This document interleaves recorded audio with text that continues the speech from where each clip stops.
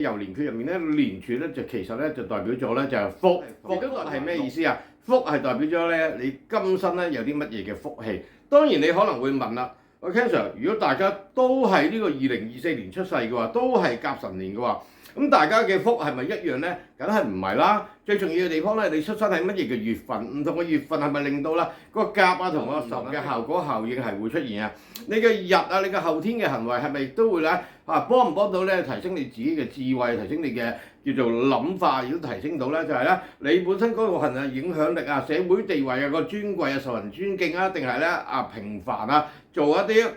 簡單嘅工作咧，其實亦都係咁樣嘅日啊同時，所以嗰6隻字直接影響緊我哋咧呢一個連串，我哋本身我哋自己嘅福可以發揮到幾多，亦都可以知道咧你今生咧可以帶住有幾多福氣，亦都可以享到幾多福咯，明白嗎？